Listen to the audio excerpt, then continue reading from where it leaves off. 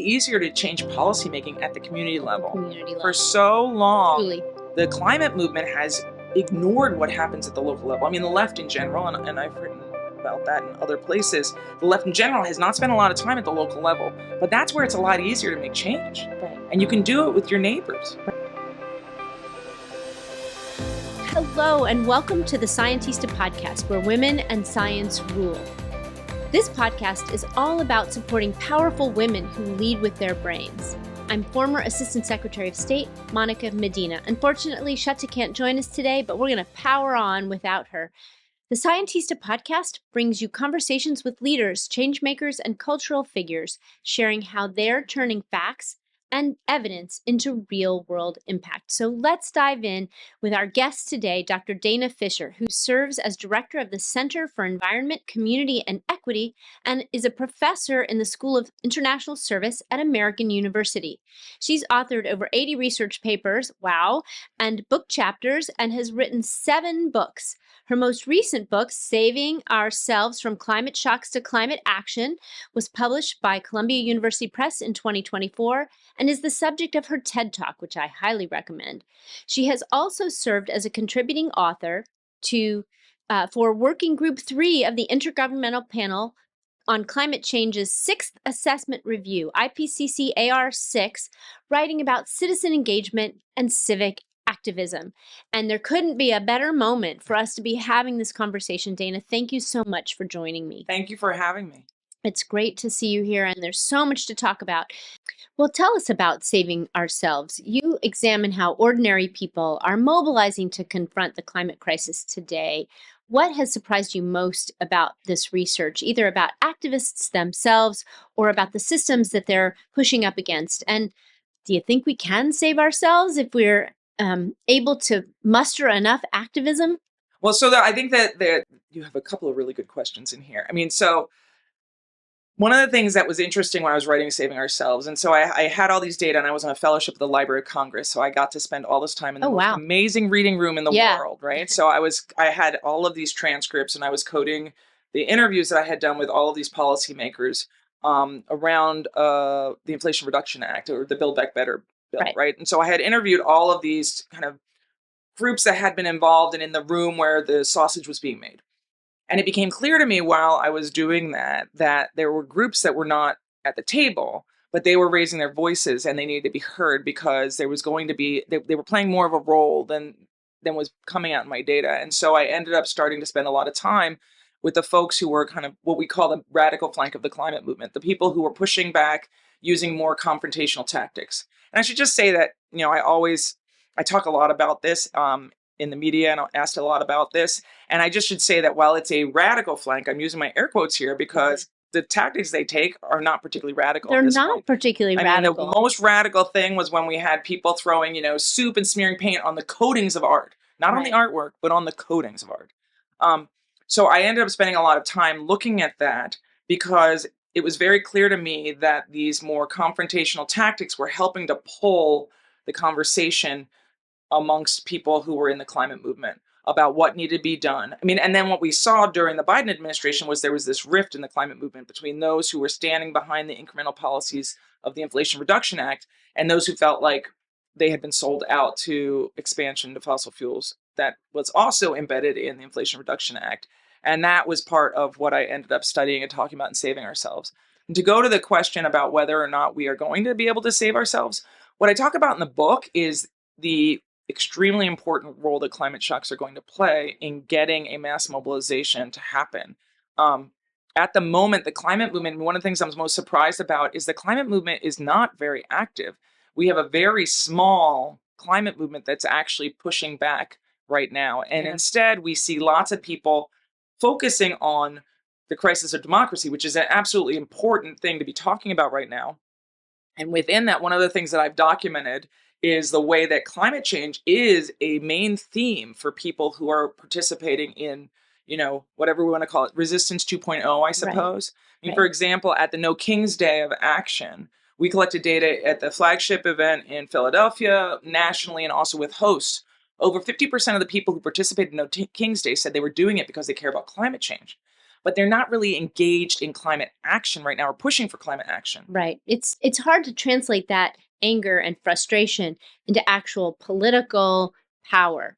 Yeah. I think that's where we're kind of getting stuck. And it's interesting. I think, in some cases, we really have had leaders like Greta Thunberg, who in the first Trump administration became a real counterpoint to Trump, and they spent a lot of time kind of really having a combative dialogue about climate. And we don't have anybody like that right now that I can see. Talk about the role that somebody like that can play to help spearhead a resistance movement. Well, I mean, what we really need right now is we need leaders all across the left. We're not really seeing a lot of that at all. And leaders can really help to galvanize a message and to mobilize and motivate and inspire people. And that's what's really necessary. If we think back to the civil rights movement, the civil rights movement couldn't have happened without John Lewis and Martin Luther King. Right. Yeah. I mean, and so many other people. Right? Do you see anybody out there on the horizon who could play that role? I have an ongoing conversation with a friend who also does work in climate communication, and we're constantly going, is this the person? I mean, yeah. I do a lot of work with different groups that are leading in components of the climate movement, but I'm not really sure that person has emerged yet. Yeah. And, and what I talk about in the book is that, based on all of the research I've done around climate policy making and the degree to which we are so far from where we need to go on it, that we really need to understand the role that climate shocks are going to play in getting us to systemic change. Yeah. And the way I talk about it, as I say in my TED Talk, and I also talk about in the book, I call myself an apocalyptic optimist, which means that I believe that we need to accept the reality of the situation we're in. And that will help us to recognize where we are and where we need to go. And that is all about the fact that we are living in a world where climate shocks are coming. They're going to hit more frequently and with more severity than ever before. We just saw the devastation in Texas. We saw before that wildfires in California. But at the same time, right now, like Europe is on fire. Europe is so swelteringly hot. Yeah, exactly. And hurricane season hasn't even really gotten started yet. We've only had a couple of storms.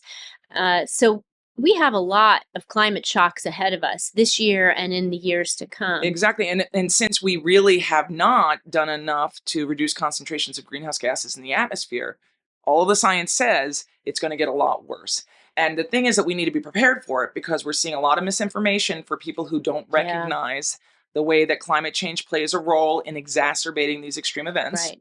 But in addition to that, there's a lot of research that talks about how people who have experienced the climate crisis firsthand are much more open to understanding and wanting to get involved in climate action. Right. And that's what we need.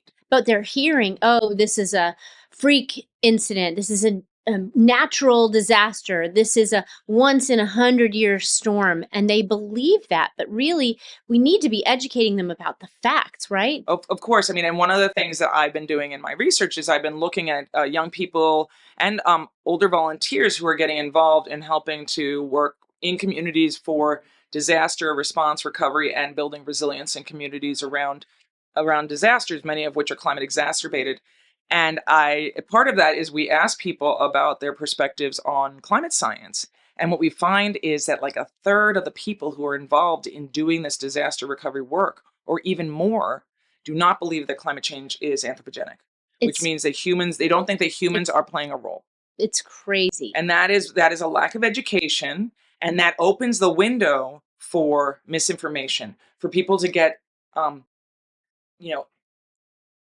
wooed by these ideas that there's nothing you can do. There's nothing you can do. We're powerless. Exactly. And it really disempowers people, which is the opposite of what we need right now. And I think it is what we're seeing. And then we have leaders who used to speak up on climate, like Congresswoman Alexandria Ocasio-Cortez. And we don't hear her talking much about climate anymore. I worry a little bit about the fact that the very people who are pushing back on other Trump administration policies, are not speaking up about climate.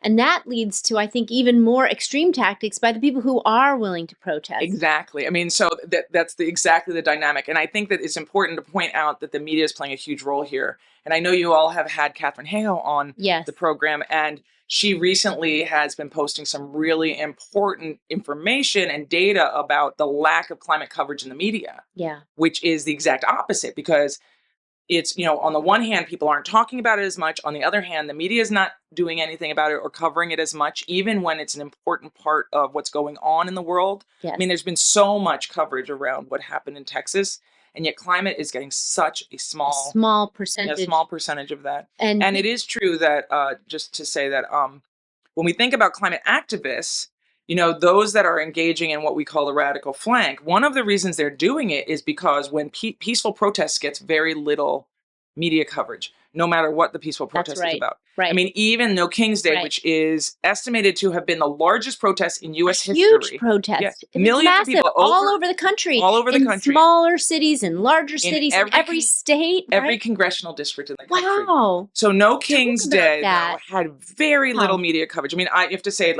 I did media coverage, sorry, let me say that again.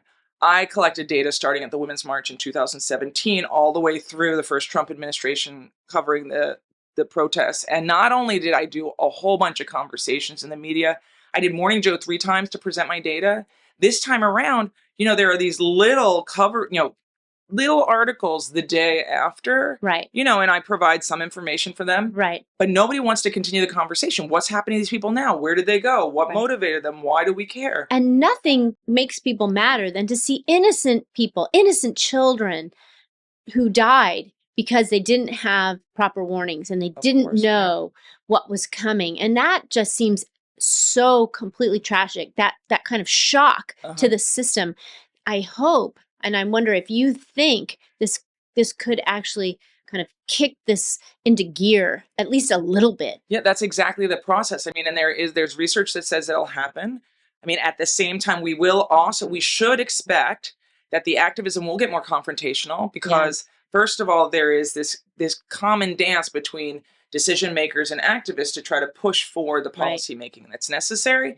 But in addition to that, activists want to create what we call issue salience, which is they want to get the attention to continue the conversation around climate. Right. And if they're not getting it by doing the more peaceful, legally permitted stuff, they're going to figure out how to make that conversation continue. Right. And so there's no reason to expect anything else. Anything else other than greater and greater confrontation. And then in the face of that, there are these escalation. Escalation, which then leads to legislation to even tamp down on the more peaceful types of protests. And, we have seen a whole sort of crop of these laws to tamp down even on peaceful protests, by covering the more extreme, more dangerous protests. They're also covering in those pieces of legislation the more peaceful actions that people can take. I would actually argue, and I have written about this some, that those pieces of legislation were actually written specifically to limit everybody's civil liberties, everybody's ability to speak out. And they're not actually, they use the media to say, oh, look at this horrible thing that somebody did, this one outlier. But the truth is that those pieces of legislation are designed to repress, and they're designed to repress all of us, and they're just designed to make it so that it's harder for us to get our voices heard. Right. But I mean, the one thing that gives me hope in all of this is the fact that Americans don't do well being told to shut up and sit down. Well, that was what I was going to ask, because I think there is one of the things that is going on is that Americans don't feel like Americans who are worried about climate change or who might think about protesting look around and don't see anybody else doing it. And so they think, well, maybe I'm wrong, or maybe I shouldn't speak up, or I will be ostracized if I do. I mean, well, so what the process is actually is very heartening. I mean, and it's funny because I did all these interviews when Saving Ourselves came out where people said, oh, what happens if Trump wins? And I said, actually, it'll be good for the climate movement and it'll be good for climate action because things are going to get worse. And I'm not saying things aren't terrible because they are. And it's not that I wanted this, but it's just that the dynamic will actually help bring together a broader coalition of people who are it's much easier to work together against a common enemy. Right. And so what we will see, and what we're already starting to see, is this coalition of solidarity across the left. And, as repression builds, I mean, there were some pretty horrifying videos coming out of California yesterday with regard to protesters. Protests about ICE raids. Exactly, on ICE raids farms. and people trying to push back and standing up and trying to stop the raids and them almost being, driven over, run over, etc. I mean, well, the way they're conducting the raids is completely unprecedented and horrifying and scary. It's completely scary, and it is With not masks going to on get and- people to, it's not the way to get people to demobilize. To go along, right. I mean, instead, what it's going to do, and we're already seeing innovative ways that people are starting to organize. There's some really interesting websites now where you can track ICE, and people are tracking ICE. And there are all of these signal channels where people can join and report when they see ICE in places where ICE is coming in doing raids, so people can prepare and come out and protect family members. Right. I mean, and this is all the kinds Right. of infrastructure that can really be useful for movements broadly. That wasn't even around during that first No, Women's March, right? Oh, no. We had none of these tactics or these ways of following what's going on and getting protests where they need to be. I mean, at the same time, I would also interesting. say that during the first Trump administration, while there were lots of bad things that happened, there wasn't as much of a need to use these indirect backstage channels to push back because as you said before, we're living through unprecedented times with the ways that the general public is being muted, as well the ways that certain people are being targeted. Right. I mean, we just saw people, elected officials are saying that it's okay to target people based on the way they look in America. I mean, it's just not what, And I think it's hard when the police tactics seem as lawless as some of the most violent of the protest tactics. Then it's just an arms escalation. And, I think we have to say, look, we don't condone violence in protests. That's not a way to get to where we need to be. But it is hard when the people who are putting down these protests take violent actions to do it, even when the protest itself isn't violent. Yeah, I mean, I would just say this is that, so I've been collecting data since the People's March, which was 2 days before Trump's inauguration this time around. So Trump 2.0. Before that happened, I've been collecting data in the streets at all the protests that we've had so far. Some of them were smaller, and even through No King's Day. And one of the things that I do is I ask people about the kinds of tactics, the kinds of activism they've engaged in. And first of all, the people who are participating are extremely committed to nonviolence. They're extremely committed to supporting American democracy and the Constitution. The other thing I would say, though, is they are also very supportive of nonviolent civil disobedience, which is different from last time around. Right. And that's because people recognize that we need to be more disruptive because the system is not changing the way it needs to. Think about the Trump protests that he incited on January 6th and how far that went in the other direction, how violent it was against law enforcement, how many people were really... 5 people died. Yeah. It is shocking that we have gotten to that place in America with those kinds of protests, and particularly that the people who perpetrated that violence were then exonerated and pardoned. Yeah, I mean, and so I think the other thing that I've been tracking from people in the crowd is I've been tracking sentiment about political violence. So historically, and when I say historically, I mean all the way up until the 2024 election, people on the right, conservatives, tended to be much more supportive of political violence, which makes a lot of sense given what we saw around January 6th, et cetera, and so forth. And so I had this feeling right before the election about how it was going to turn out. Right. So I decided, we fielded a national survey, and we actually asked a bunch of questions. But one of the questions we asked was an adapted question from the American Values Survey, which says, how much do you support this statement? Things have gotten so bad that political violence may be necessary to protect American democracy. And so at the time when we originally collected those data, people on the right were much more supportive of political violence than the left. But there was about 22% of all the people who responded to our survey who said that they felt that way. The numbers on the left, as represented by people in the streets, who almost 93 to 97% of whom voted for Harris. So these are Democrats. Right. That those numbers have gone up for them. Wow. which is terrifying. Right. This is not where we want to be in a democracy. It's not where we want to be. But I mean, I also want to say that the question is not, are you willing to get politically Right. violent? It's about whether or not you believe that political violence may be necessary. And I think a lot of people watching the violence against peaceful protesters in LA, Right. When ICE is doing these raids and people are trying to protect their family members, Right. I think a lot of people are starting to worry that there's no other way There's out of this. nothing else they can do but fight back. Exactly. And Right. you mentioned before the violence that we're seeing with law enforcement, and that's something that, there's a lot of research that talks about how violence against peaceful protesters does two things. First of all, it escalates violence. But so far, we really have not seen violence in the streets at all coming from activists. We've seen violence in the streets, at least on the left, since the Trump administration took office. What we have seen is violence against those protesters. We've seen tear gas. I mean, I was just out in LA last week, and I kind of the front lines of a lot of this violent protest, violent police action against violent repression of protesters. And so I was talking with these young people who had worked as Service Corps members helping to respond to the California wildfires in LA. So they worked throughout the spring. They did some amazing stuff. So these are all young people. They're like 27 and younger. And so we were talking, and I said to them, I was like, so have you guys experienced, the protests? And they were very uncomfortable speaking up initially.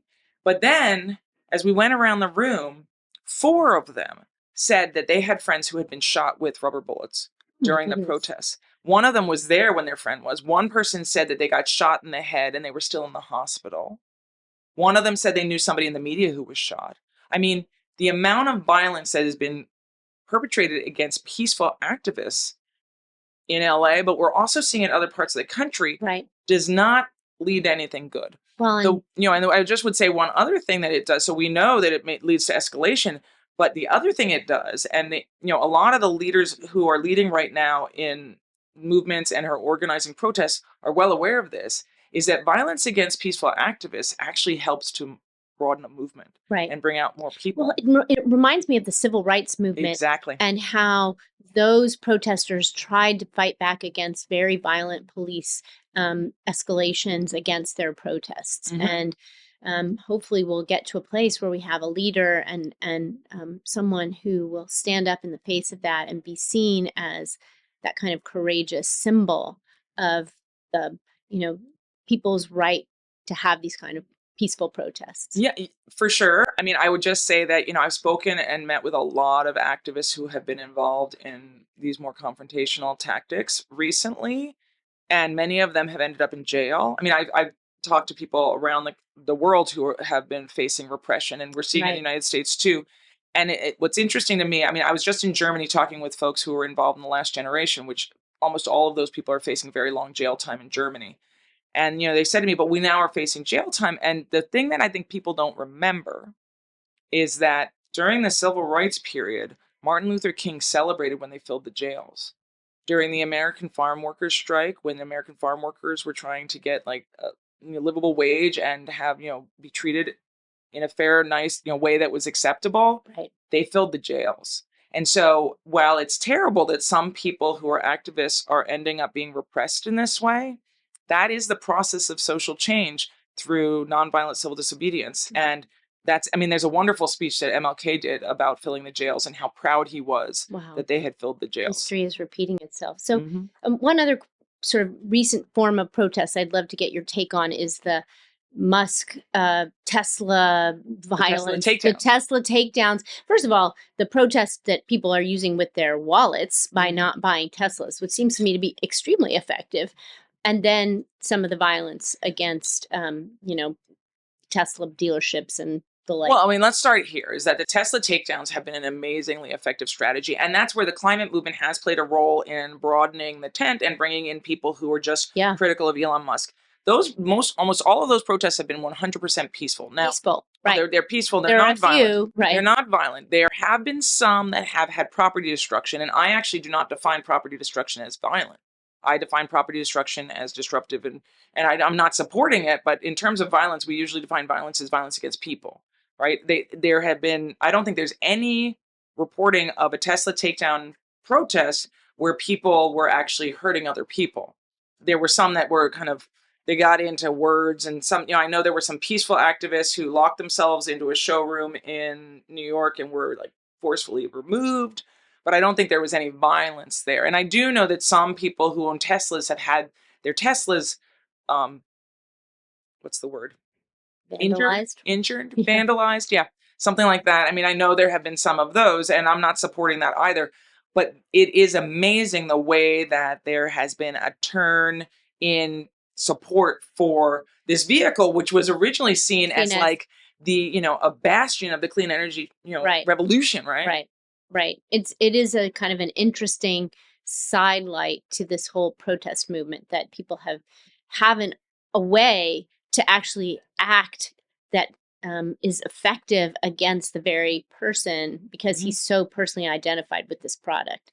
Yeah, for sure. I mean, and I think that one of the things that's very clear in our data for people who've been participating in activism since the Trump administration came back into office is that people are very engaged in boycotts and what we call boycotts, which is basically using your wallet to show your political opinions around specific issues and specific products. And I think we're seeing that more and more. And I think that the fact that Tesla takedowns have been so successful means that people are starting to recognize that they do have power in how they make purchasing decisions. So I think that's a wonderful message because that's a really great way to express your concern. That the problem is that not, a lot of the folks who are causing the climate crisis, they don't own big companies. So it's not as easy. It's not as easy to, yeah. But it is a way that consumers can express their desire to see political change. Oh, yeah. I think plastic is a perfect example. People can stop buying plastic products as much, those single-use bottles. If they want to see that industry change, they have to use their tools, and one of them is this kind of protest, buying other things. Yeah, so I mean that is a very, very useful way to express our opinions by practicing what we preach. And it's funny because during the Fridays for Future movement, I actually had suggested to Greta and the gang, because I did some work with them, that they might think about the types of actions that they were taking personally at the same time as they were working to lobby around the climate negotiations. Right.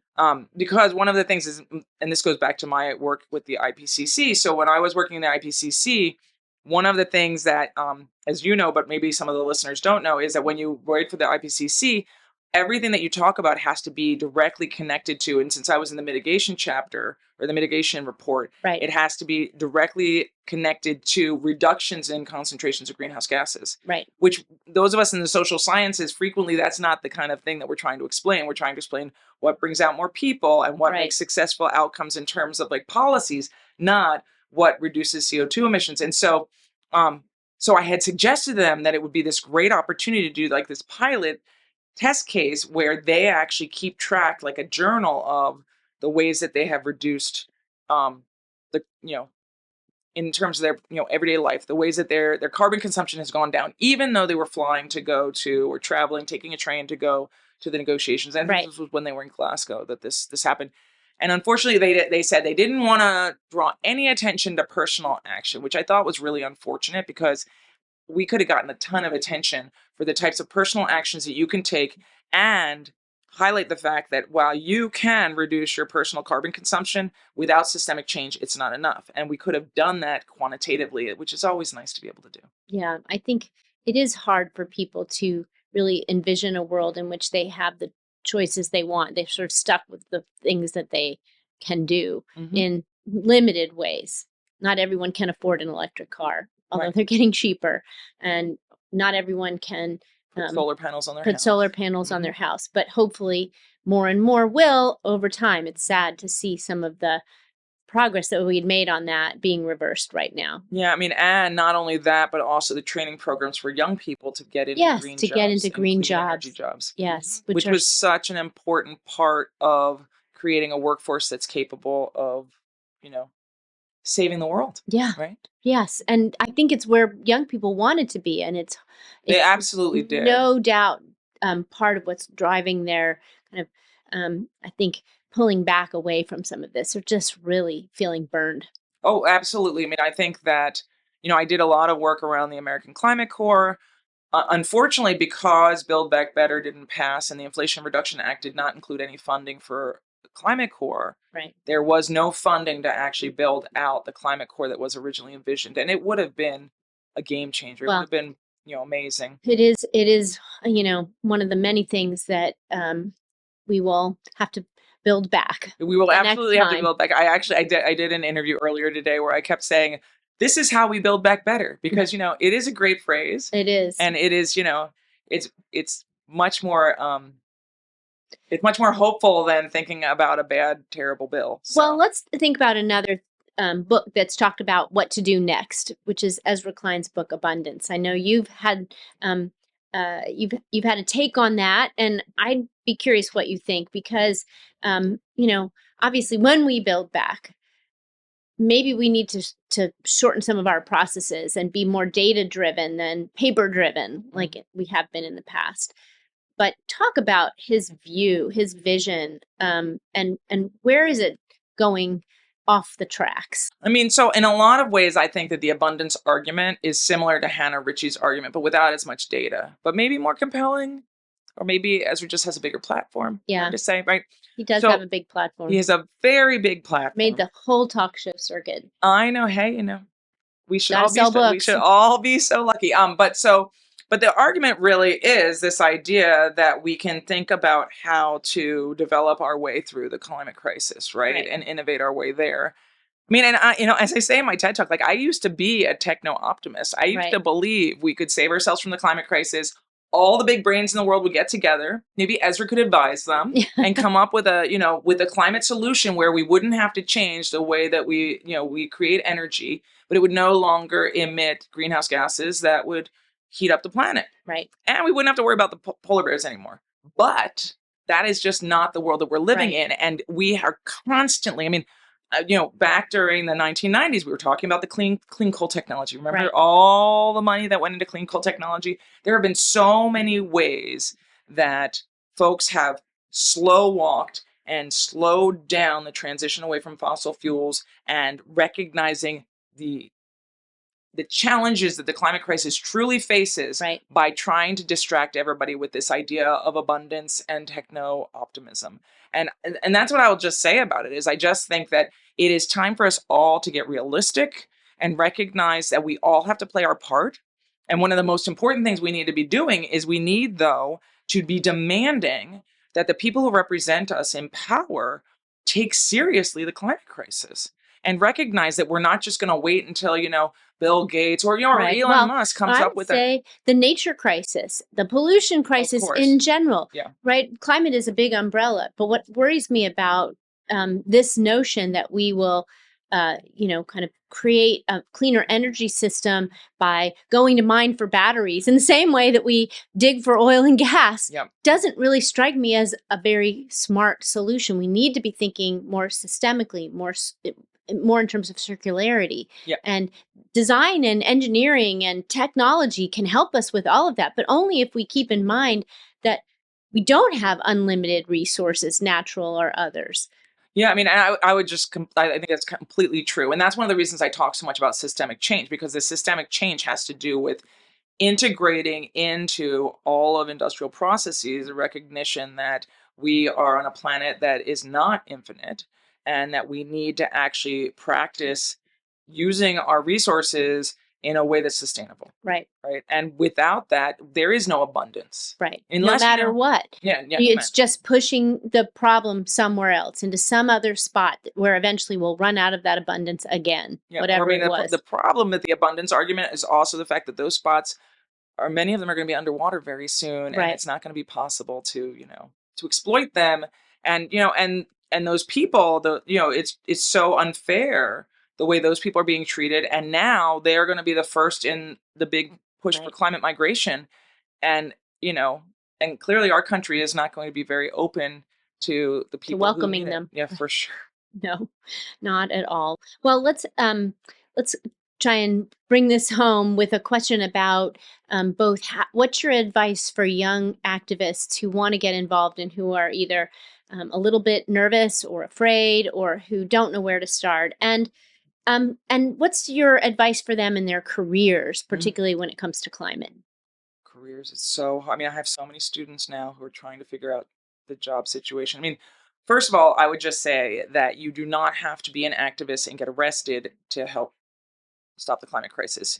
Everybody needs to figure out what role they personally want to play in this. There are opportunities for people to be bridge builders and change makers and activists and the people who help support them and community members. And one of the big arguments that I make in Saving Ourselves, and I've talked a lot about, is that we really need to be cultivating resilience in our communities and building real ties in our communities so that when disaster comes, when the waters rise, you know who you can lean on and who can help you. Because, and I say this, FEMA's not going to be there for them. FEMA's not going to be there. And I tell my students, I was like, if you're going to be scrolling through on TikTok and hoping somebody from TikTok is going to come get you, you're going to lose your phone. You will have no phone service. Right. So do not count on all of those digital ties. I mean, it's great that we have digital ties now, but we really need real relational ties where we live, breathe, and experience climate shocks, because that is so important.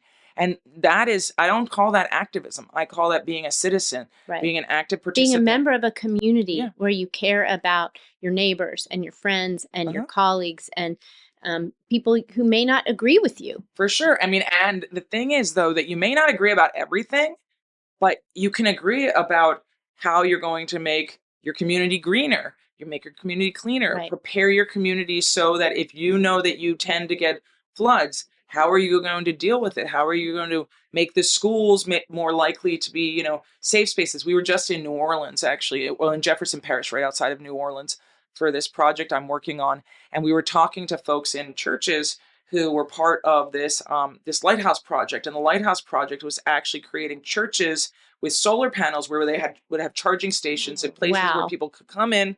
They'd have electricity. They'd have air conditioning when it was hot. They would have ability to charge. They would have food that was fresh and not spoiled. And they're putting them all over these places. And it's coming through these civic networks because we can't count on the government anymore. And that is a real disappointment. And that means that we all need to be more invested in our communities, not less. And the other thing that I would just say about that is not only can you be supportive of what's going on in your community that way and help with transitioning and building power at the community level, but it's a lot easier to change policymaking at the community level. For so long, the climate movement has ignored what happens at the local level. I mean, the left in general, and I've written about that in other places, the left in general has not spent a lot of time at the local level, but that's where it's a lot easier to make change. And you can do it with your neighbors. You can do it through your school boards. I mean, we know the right has done that through school boards. We have to find our community. So Scientistas, that's a good piece of advice for you. Figure out what your right-sized approach to the climate crisis is in terms of protest or activism, and find your community. I mean, the way I would say it is we all need to figure out what our superpower is, right? And once you figure out your superpower, then you need to lean in. And, for me, my superpower is I bring data to power, and I collect data and I use it to help inform the real world. And, I tried lobbying. That's not for me. I am all about the data, and I lean into it. But I mean, I think we all need to figure that out. Everybody has a superpower. And part of being, you be an activist, you be a scientist, you be, a contributing member of society by figuring out your superpower and using it for good, not evil. Awesome. Wonderful. Thank you so much, Dana, for being here. Thank you for a wonderful conversation. And thanks to our audience for listening to the Scientista podcast. If you enjoyed this episode, help others discover it by leaving us a review on Spotify or Apple Podcasts, and tell your friends. We really appreciate your support. You can always find us at scientista.world for more stories, updates, and ways to get involved.